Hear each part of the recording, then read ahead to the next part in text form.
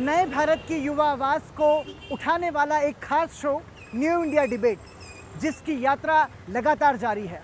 हम आप पहुंचे हैं देहरादून फॉरेस्ट रिसर्च इंस्टीट्यूट में। इस बार की न्यू इंडिया डिबेट विकास बनाम पर्यावरण पर होगी। नमस्कार, आप देख रहे हैं सनसेट टीवी। आपके साथ मैं हूं पराक्रम सिंह शेखावत। तो चलिए मेरे साथ और शुरुआत करते हैं आज की न्यू इंडिया डिबेट।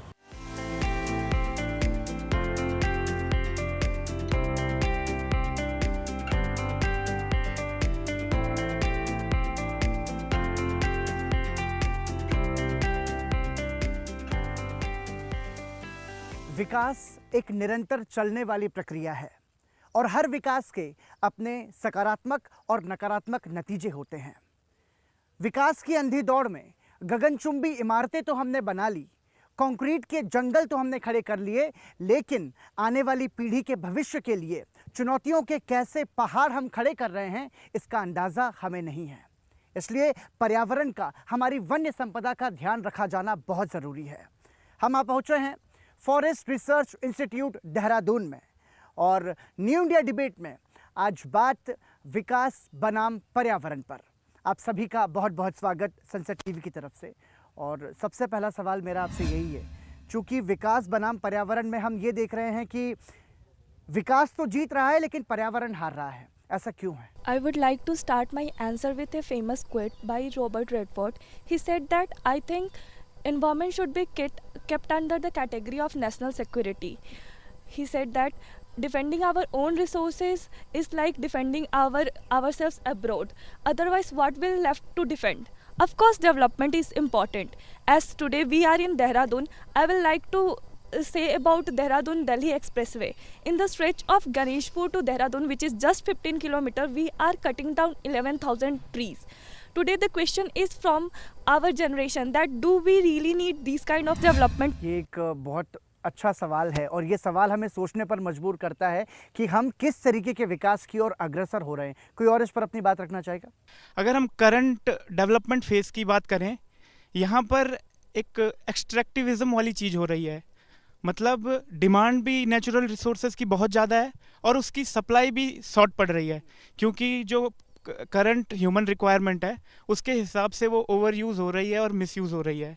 बैलेंस रखना बहुत ज़रूरी है और मुझे लगता है कहीं ना कहीं थमने की ज़रूरत है, कहीं ना कहीं रुकने की ज़रूरत है, क्योंकि ज़्यादा स्वार्थी होंगे तो हम आज तो जी लेंगे लेकिन कल कैसा छोड़ के जाएंगे, बहुत बड़ा सवाल है। कोई और? Sir, there is a philosophy Madhyam Pratipada.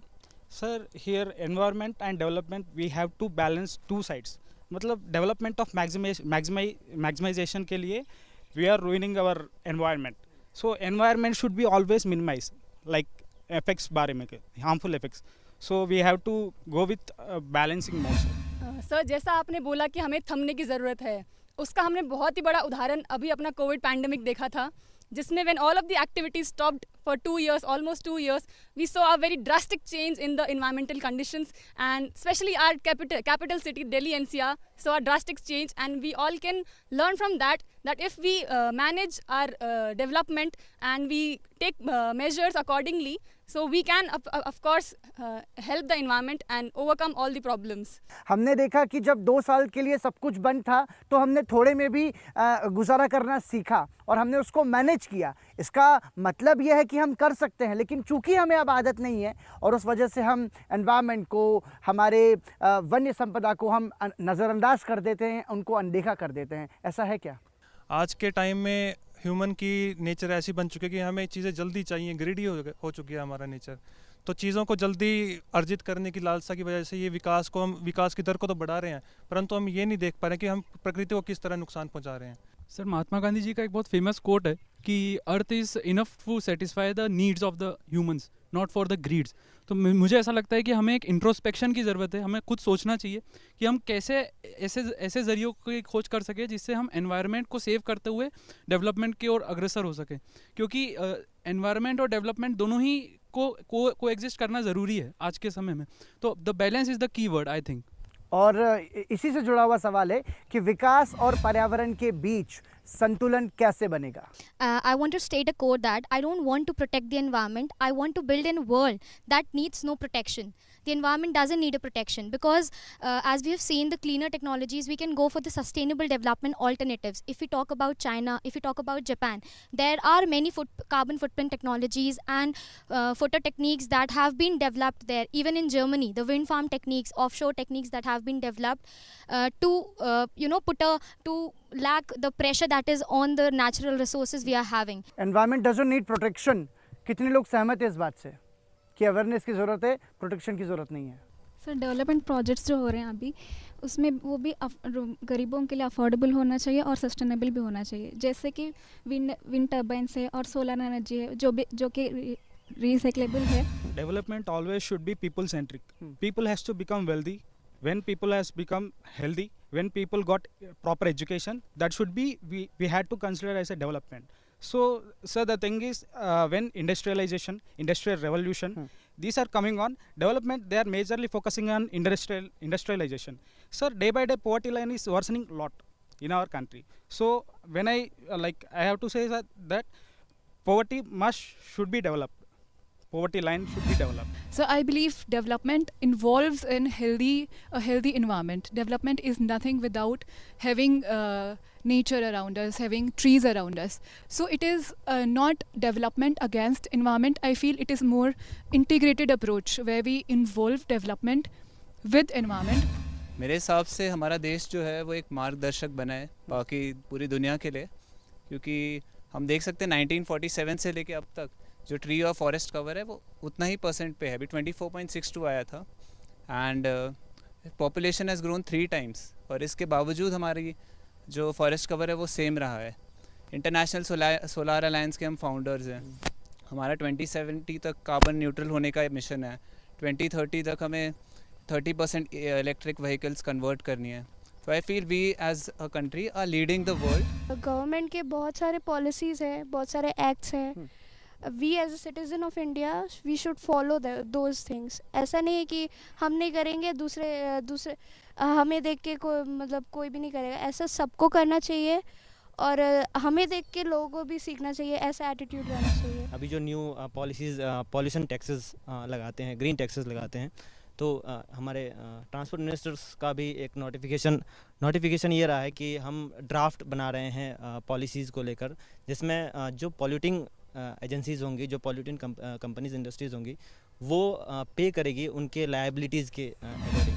हमारा जो डिबेट का टॉपिक भी है विकास बनाम, पहले था कि मतलब विकास और पर्यावरण को कदम से कदम मिलाकर चलना है, पर सच्चाई जो आपने बोला वही है, विकास बनाम पर्यावरण हो गया आजकल के दुनिया में. जैसे उन्होंने पहले बोला था, जैसे दिल्ली और देहरादून का जो हाईवे बना है, हाईवे तो हमारे पास था, 4-5 घंटे में पहले भी पहुंच रहे थे, पर ये ना फिर आ जाता है ग्रिड का मामला. अब 5 घंटे को कैसे भी करके 4 घंटा करना है, और 4 घंटे के मामले हमने यहाँ पे जितने पूरा EIA करते हैं वो बोलने को तो बोलते हैं कि बस यहाँ हम 1 पेड़ काटेंगे और 1 पेड़ के बदले 10 पेड़ लगा देंगे. पर आपने तो पेड़ का जिसको पता नहीं अच्छे से उसको तो हो गया कि हाँ पेड़ तो लग रहा है यार, 1 पेड़ कटे 10 पेड़ हो गए. पर वहाँ का हमने पेड़ नहीं काटा, हमने जितना वहाँ का इकोलॉजिकल जो इकोसिस्टम था सभी हमने वो कर दिया. आप पेड़ लगा सकते, पर जो इकोसिस्टम वहाँ पे जो बना हुआ था वो कभी आप कितना भी आप ट्राई कर लो फिर से वहाँ इकोसिस्टम वो बन ही नहीं सकता. अगर हम जितनी चीज़ें डिस्ट्रॉय कर रहे हैं उससे ज़्यादा अगर हम एनवायरनमेंट को प्रोवाइड करें तो वो कहीं ना कहीं सस्टेनेबिलिटी ला सकता है. और अगर हम बात करें दूसरे प्रोटोकॉल्स की, जैसे कि one of my opponent said कि प्रोटोकॉल्स और पॉलिसीज़ बनाई गई हैं. येस, लाइक पेरिस कन्वेंशन है, क्योटो प्रोटोकॉल है, और हमारा जो कंट्री है वो इन हैंड चल रहा है दूसरी कंट्रीज़ के साथ, वेस्टर्न कंट्रीज़ के साथ. और कहीं ना कहीं जो पेरिस कन्वेंशन 2016 में बनाया गया था वो आज भी कंटिन्यूड है. और शायद अकॉर्डिंग टू अगर हम रिपोर्ट्स UNEP की रिपोर्ट्स के हिसाब से देखें या बायोमास एनर्जी रिपोर्ट के हिसाब से देखें तो उसके हिसाब से हमारा बायोमास प्रोडक्शन भी बढ़ रहा है. लेकिन सच्चाई तो ये भी है ना, आपने कहा कि पर्यावरण से जितना हम लें उससे ज़्यादा हम उसको दें, लेकिन हम तो ये है कि दे तो कुछ पा नहीं रहे हैं, ले रहे हैं. बहुत बेहतरीन प्रोजेक्ट है मियावाकी कन्वेंशन जो बात करते हैं, उसके हिसाब से ये साउथ ईस्ट एशिया से ही निकल के आया है बाहर कि आप सीड्स को पास रोपिए, मतलब पास आप उनको बोइए, जिसकी वजह से आपका जो डेंस फॉरेस्ट है उसका कवर बढ़ेगा. तो इस चीज़ को हमें अपने देश में भी लाना चाहिए और ऐसे ही हमें ऑल्टरनेटिव्स भी ढूंढने चाहिए ताकि एफॉरेस्टेशन जो है वो ज़्यादा से ज़्यादा हो पाए. Environment consideration is very important for development. For example, indiscriminate felling in the hilly regions of the country will cause the soil erosion and which will eventually cause siltation of the deltas and flooding of the rivers, which will affect the agriculture and the development activities around the country. So development without environmental consideration is impossible. So talking about the solution of how we can maintain the parity between environment and development, so it is the term which correlate both environment and development is sustainable development, which implies that is development with environmental consideration, and more simply that is uses of the ecosystem services in a way that satisfies the present need as well as the future needs. We all need a green environment as well as luxury to sustain, to just fulfill our demands. But what is happening is like we talk about the environment, so it is just a matter of the fact that we have everything in documentation. We have basic facts written, the policies being framed, but they are not being implemented in a way. Indian state forest report के according forest को categorise किया गया है very dense, moderate dense, open and scrub forest. असलियत ये है कि पिछले 2 साल में वेरी डेंस कैटेगरी के जो फॉरेस्ट हैं उनमें सिर्फ 500 स्क्वायर किलोमीटर एरिया जो है इंक्रीज़ हुआ है, बल्कि ओपन जो हमारे फॉरेस्ट हैं जिनका डेंसिटी ज़्यादा नहीं है उनके जो एरिया है वो ज़्यादा इंक्रीज़ हुआ है। तो बेसिकली वो जो हम परसेंटेज दिखाया जा रहा है हमको, जो इंक्रीज़ हो रहा है हमारा area, that is open forest, that is not dense forest. दिन बर दिन बहुत पेड़ काटे जाते हैं डेवलपमेंट प्रोजेक्ट्स के लिए, डिफॉरेस्टेशन होता है, मगर हम इन छोटे आंकड़ों से खुश हो जाते हैं कि हम शायद हमारा जो है पर्यावरण उभर के आ रहा है, मगर असलियत जो है कुछ और है। Quality Control Council, they have stated that the EIA doesn't work properly based on the vigorous data. So I believe that there should be some institutional like proportion or something that will contribute with the ideas and new policies that need to be implemented. And if there is any flexibility, in any flexibility in the ideas, so like it can be. Okay. अगले सवाल पर आते हैं। क्या आपको लगता है कि शहरीकरण और औद्योगिकरण का बढ़ता दायरा हमारी वन्य संपदा को छोटा कर रहा है या उनको नुकसान पहुंचा रहा है? Industrialization and urbanization are causes to forest. In Kerala, the place came Malappuram, there was a huge tree which was demolished, and due to which the only single tree has not been demolished, due to which the hundreds of whistling ducks has been thrust to the ground, and we can't say that only trees have been demolished due to those acts.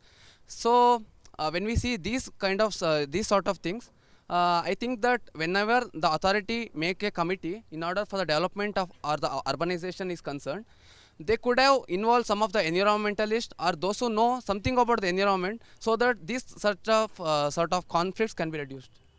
ठीक है, तर्क ये दिया जाता है कि शहरीकरण ज़रूरी है, औद्योगिकरण ज़रूरी है अर्थव्यवस्था के लिहाज से, विकास के लिहाज से, लेकिन उसकी कीमत क्या चुका रहे हैं आप, इसको भी तो ध्यान में रखा जाना चाहिए कि नहीं? हमारे पास इंदौर भी है जो कि बहुत साल से प्रदूषण फ्री सिटी रह चुका है। वहाँ पे अभी ट्री एम्बुलेंस जैसी इनिशिएटिव भी स्टार्ट हुई है। तो हमें इस तरह के उदाहरण से आने की ज़रूरत है, rather than being like Delhi and Mumbai. बिल्कुल, इंदौर ने एक बहुत बड़ा उदाहरण सेट किया है। ट्री एम्बुलेंस मतलब आप ये सोचिए कि देखभाल का स्तर और पर्यावरण के लिहाज से मुझे लगता है कि इस स्तर की जागरूकता की ज़रूरत हमारे देश में आज हर जगह से होनी चाहिए। किसी भी डेवलपमेंट प्रोजेक्ट को आप स्टार्ट करने के लिए आपको मुख्यतः 3 चीज़ों का ध्यान करना पड़ता है। First of all environment clearances, second is environment impact assessment, and third one is compensatory afforestation. But ये तीनों चीज़ें मुझे लगता है कि कागज़ों तक ही सीमित रह जाती हैं, क्योंकि जो इम्पैक्टेड पॉपुलेशन है उनको इस चीज़ के अंदर पार्टिसिपेशन नहीं दी जाती, उनको इतना कंसर्न नहीं दिया जाता। क्योंकि अब जितने भी आदिवासी लोग हैं, जहाँ पे अगर कोई डेवलपमेंट प्रोजेक्ट शुरू हो रहा है तो बड़ी बड़ी कंपनियां उनको क्यों पूछेगी, वो तो अपने फ़ायदे के लिए काम करेगी।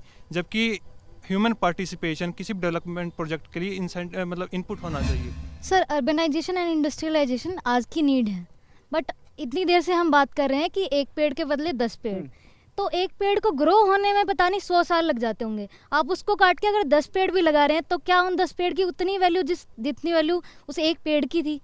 तब से यही बातें चल रही हैं। पॉइंट है, देखिए खाना पूर्ति नहीं करना है ना, ठीक है, और ये बहुत एक लंबी प्रक्रिया है। और आप पेड़ तो आप आंकड़ों के लिए, रिकॉर्ड बनाने के लिए तो 100 पेड़ 1000 पेड़ लगाए गए, लेकिन उनका संरक्षण फिर कैसे किया गया? उसके बाद किसी ने देखा कि वो उनका क्या हाल है या उनको किस माहौल में आप बड़ा कर रहे हैं, वो जीवित है भी या नहीं है? तो फिर आंकड़ों से तो खेल नहीं चलेगा ना फिर। पर अगर हम बात करें कंक्रीट जंगल की, बेसिकली जो जंगल फॉरेस्ट के नहीं है वो जंगल हैं कंक्रीट बिल्डिंग्स के। वहाँ पे क्या है कि स्पेसिस, नैरो स्पेसिस है, ग्रीन कवर कम है। वहाँ पे क्या है, कार्बन डाइऑक्साइड का एमिशन ज़्यादा हो रहा है और प्रेशर सिटीज़ पे बढ़ रहा है। वहाँ पे अब लोग क्या है, लोग शहरों की तरफ जाएंगे क्योंकि वहाँ पे उनको जॉब के ऑप्शंस ज़्यादा हैं। और बात की जाए इसमें जो नैरो स्पेसिस है, अगर हमें कुछ हम कर सकते हैं तो ये कर सकते हैं कि वहाँ पे कुछ ट्री स्पीसीज उगा सकते हैं, जो कि वहाँ पे शहरों में क्या हो रहा है कि वाटर लेवल डाउन जा रहा है। वहाँ पे उन ट्री स्पीसीज को हम उगा सकते हैं जो कम वाटर में भी सर्वाइव कर जा सकती हैं, जैसे कि यूकलिप्टस। लेकिन क्या आपको लगता है कि बढ़ती हुई जनसंख्या इसकी एक बड़ी वजह है जो हमारे प्रकृति, पर्यावरण और वन्य संपदा को नुकसान पहुंचा रही है? एमपी के सीएम ने अभी अंकुर स्कीम शुरू करी है। उस स्कीम के अंतर्गत हम लोग जो एक प्रतियोगिता, उन्होंने कंपटीशन शुरू किया है जिसके अंतर्गत हम लोग सैपलिंग्स लगाएंगे और उसकी देखभाल, जैसा आपका क्वेश्चन था कि उसकी देखभाल भी करना ज़रूरी है, सिर्फ पेड़ लगाना ज़रूरी नहीं। तो उस स्कीम के तहत एक वायुदूत ऐप बनाया गया है, उसके हम मॉनिटर भी करेंगे वो लोग। पॉपुलेशन एक बहुत ही बड़ा रीज़न है, क्योंकि आई थिंक इस धरती पे जितने भी जीव जंतु है सब अपने मिनिमम के लिए जीते हैं और हम अब बियॉन्ड मिनिमम हम कभी भी बेसिक नेसेसिटी से हम ऊपर, वही हमारी आदत बन रखी है। पशुओं से भी हमारा गिरा हुआ स्तर एक तरीके से देखा जाए तो डेफिनेटली दोहन करने की यदि मैं बात करूं तो, ग्रीडीनेस की बात करूं, सेल्फिश होने की बात करूं तो, क्योंकि जो पशु है वो भी उतना ही लेते हैं एनवायरनमेंट से जितना उनकी जरूरत है। वो ग्रीडीनेस अब हमारी नेसेसिटी बन रखी है। जैसा आपने बोला था, कोरोना का समय था जब हम वो बेसिक नीड पर आ रखे थे, तब सब चीज़ें फ्लरिश कर रही थी। वो हमें सीख देती है कि विथ मिनिमम एबिलिटी पैरेलली हम चल सकते हैं। जिस तरीके हम लोग फॉरेस्ट एरिया में घुस रहे हैं, हम लोग को ये करना चाहिए कि फॉरेस्ट एरिया हम लोग अपने अंडर लाए। जैसे कि हम लोग इंट्रोड्यूस किए अर्बन फॉरेस्ट्री की वजह से फॉरेस्ट एरिया मतलब अर्बन, हम लोग शहर के बीच में एक फॉरेस्ट एरिया हो सकता है और हम लोग एग्रो फॉरेस्ट्री का अप्रोच यूज़ कर सकते हैं, जिसकी वजह से फॉरेस्ट पे डिपेंडेंसी कम होके हम लोग और अदर सोर्सेज से हम लोग फॉरेस्ट यूज़ निकालेंगे, फॉरेस्ट प्रोडक्ट्स ले पाएंगे। सर मेरा मानना है कि हमें बस सस्टेनेबल ही नहीं बल्कि प्रोग्रेसिव होने की ज़रूरत है। कैसे? अभी सर हम लोग का टारगेट है कि 2.5 बिलियन टन कार्बन इमिशन को कम करना है थ्रू प्लांटेशन, नए प्लांटेशन से। तो उसको हम लोग सिर्फ फॉरेस्ट कवर ही बढ़ा के नहीं बल्कि ट्रीज़ आउटसाइड फॉरेस्ट और जो ट्री कवर है उसको बढ़ा के कर सकते हैं। इससे क्या होगा कि लोगों को और समझ में आएगा, फॉरेस्ट से जो प्रोडक्ट हम लोग बाहर आती है उसके बारे में पता चलेगा और जितना भी उसका यूज़ है हम लोग और यूटिलाइज अच्छे तरीके से कर सकते हैं। इससे फॉरेस्ट कवर भी बढ़ेगा और इकोनॉमिक अपॉर्चुनिटीज़ भी मिलेंगी। सर डेवलपमेंट और इंडस्ट्रियलाइजेशन के लिए फॉरेस्ट को ऑब्स्टेकल की तरह नहीं देखना चाहिए, हमें उसे एज अ कॉम्प्लीमेंट्री थिंग देखना चाहिए कि फॉरेस्ट कॉम्प्लीमेंट कर सकता है हमारे इंडस्ट्रियलाइजेशन और अर्बनाइजेशन को। जैसे कि अभी मेरे फ्रेंड ने बोला कि urban forestry, social forestry and recreational forestry, उसे हम इंक्लूड कर सकते हैं। जैसे इंडस्ट्रीज़ बहुत लार्ज एरिया में कंस्ट्रक्ट करते हैं तो उसके अराउंड फॉरेस्ट ट्रीज़ को प्लांट किया जा सकता है। उससे हमारे इन्वायरमेंट में जैसे पोल्यूशन क्रिएट होता है, वो ट्रीज़ पोल्यूशन डिक्रीज़ करने में हेल्प करती है। ठीक है, यहाँ पर जिक्र हुआ था कि जागरूकता की भी कमी है और हम चूँकि बढ़ती हुई आबादी की बात कर रहे हैं, हम जनसंख्या की बात कर रहे हैं, तो हमने ये देखा कि जब हम बात राजनीति की करते हैं तो मुफ्त की बिजली, मुफ्त का पानी और कर्ज माफ़ी जैसे जो मसले हैं ये तो राजनीति का मुद्दा बनते हैं, लेकिन हमारे देश में मुझे लगता है कि दुर्भाग्य कि क्यों आज तक वन, पर्यावरण, संपदा जैसे मुद्दे राजनीति का मुद्दा नहीं बन पाए। तो क्या ये एक बड़ा कारण है कि जो हमारे देश की जो आबादी है या जनसंख्या है उनको इससे ज़्यादा कोई मतलब नहीं है, क्योंकि ये दिखाता तो यही है। क्या कहना चाहेंगे? अगर हम लोग कंट्रोल नहीं कर सकते पॉपुलेशन को बाय लेजिस्लेशन, सो हमें ये देखना चाहिए कि हम यूज़ कैसे कर सकते हैं पॉपुलेशन को, हमारे यूथ को कैसे यूज़ कर सकते हैं, हमारे ट्राइब्स को कैसे यूज़ कर सकते हैं।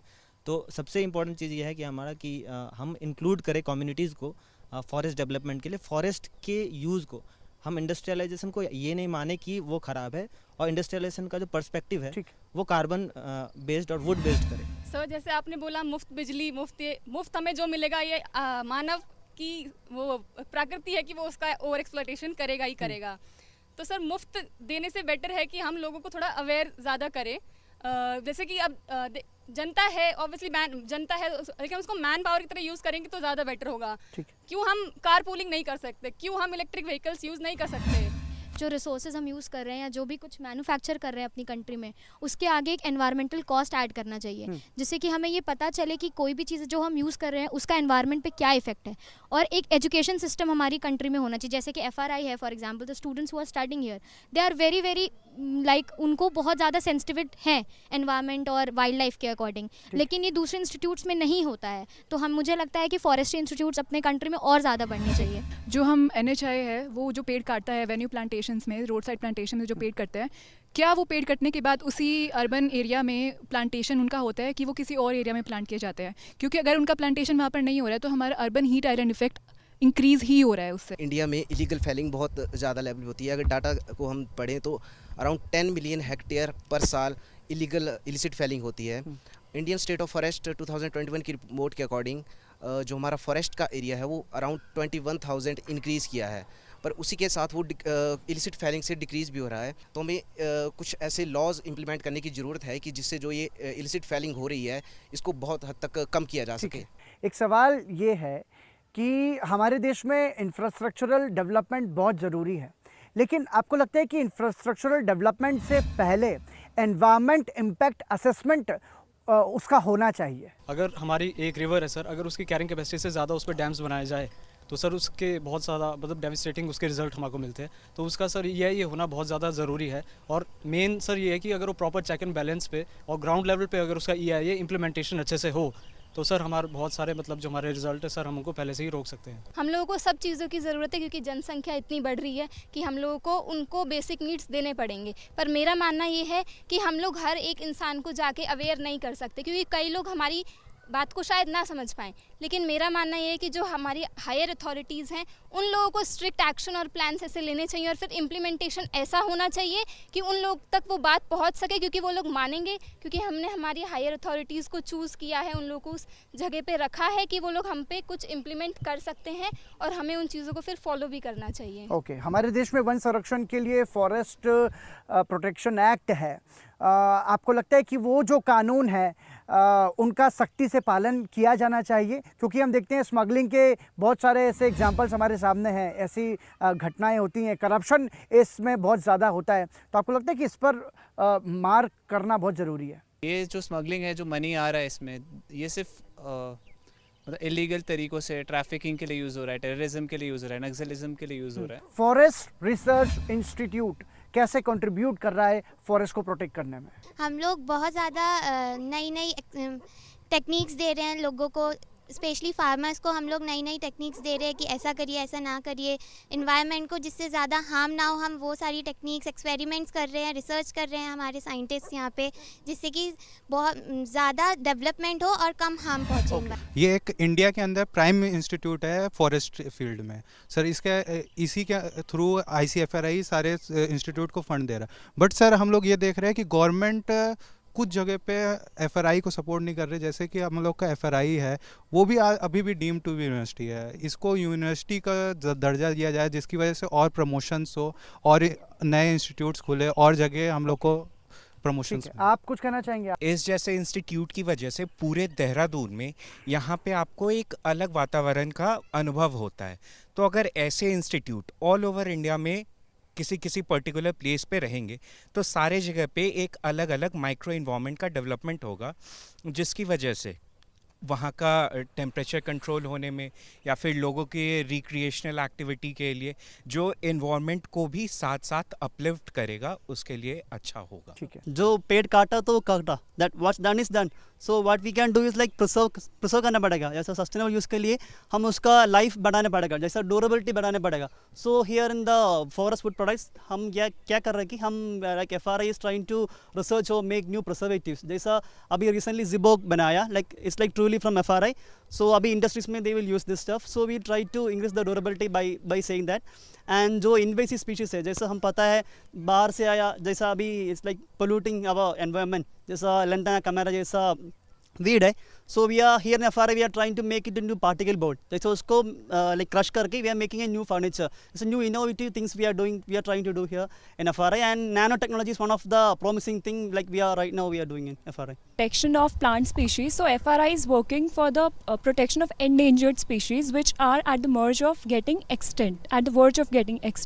So FRI has influence in forestry. तो सवाल बहुत हैं लेकिन उनके जवाब उससे भी ज़्यादा हैं, और इनका एक्टिव पार्टिसिपेशन देखने के बाद हम ये कह सकते हैं कि ये सभी जागरूक हैं पर्यावरण संरक्षण के प्रति। हम उम्मीद करते हैं कि आने वाले समय में हमारे देश में संस्कृति और हमारे पर्यावरण के प्रति हम सब सजग और जागरूक होंगे, क्योंकि समुद्र वसने देवी पर्वतस्थल मंडले विष्णु पत्नी नमस्तोभ्यम पादस्पर्शम क्षमस्व में, यानी कि धरती को माँ मानने वाला हमारा देश रहा है, प्रकृति को पूजने वाला हमारा देश रहा है, और ऐसे देश के वासी होने के नाते जल, जंगल और ज़मीन के प्रति हम सब अपनी जिम्मेदारी और जवाबदारी को बखूबी निभाएंगे और आने वाले कल के लिए एक बेहतर कल बनाने में अपना योगदान देंगे। इसी के साथ न्यू इंडिया डिबेट की इस चर्चा को यही विराम देते हैं। आप सभी का बहुत बहुत धन्यवाद इस चर्चा में हमारे साथ जुड़ने के लिए, और आप सभी दर्शक संसद टीवी पर न्यू इंडिया डिबेट के इस एपिसोड को संसद टीवी के अलावा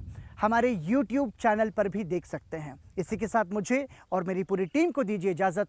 नमस्कार।